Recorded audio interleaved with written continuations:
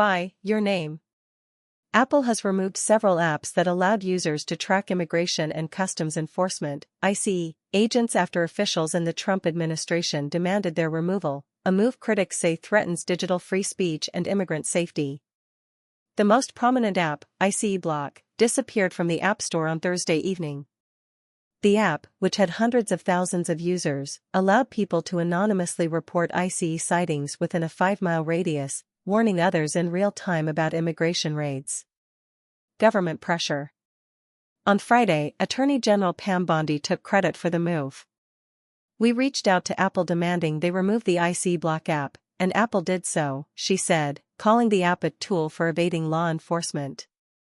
Apple confirmed it had taken down ICE Block and other similar programs after being contacted by law enforcement, but did not name the agencies or provide details.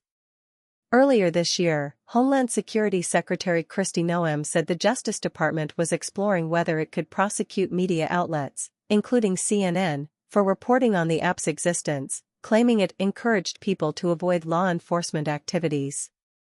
Legal experts dismissed the threat as baseless. Bondi added that the Justice Department was looking at the app's creator, Joshua Aaron, warning, "He better watch out." The app and its purpose.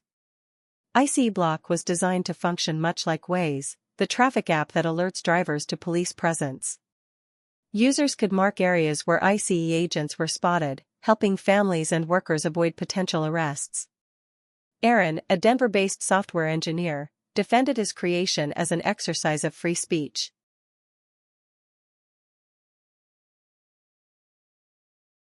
"There's nothing illegal about sharing information," he said. "If drivers can warn each other about speed traps, why can't communities warn each other about raids?" By mid-2025, ICE Block had become a key tool for immigrant rights groups.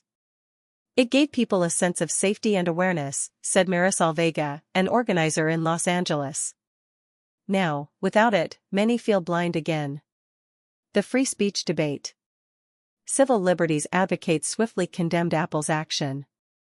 The American Civil Liberties Union, ACLU, said the decision sets a troubling precedent, while the Electronic Frontier Foundation, EFF, warned that Apple was allowing the government to censor by proxy.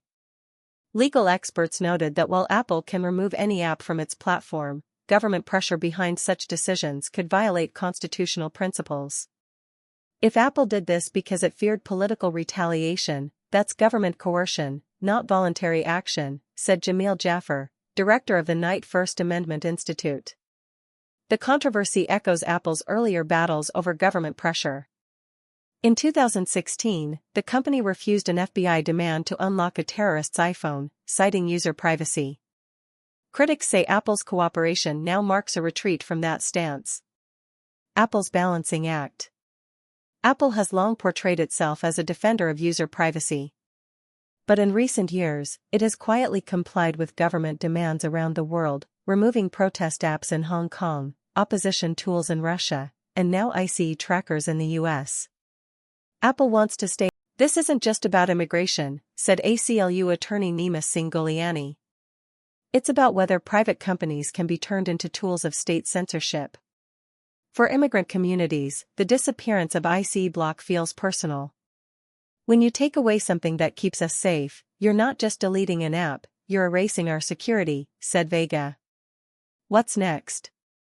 Joshua Aaron says he is working on ICE Block 2.0, a decentralized, encrypted version that wouldn't depend on app stores. He acknowledges that he's under government scrutiny but insists he's not backing down. "They can take the app off the store," he said. "But they can't delete the idea that people have the right to know."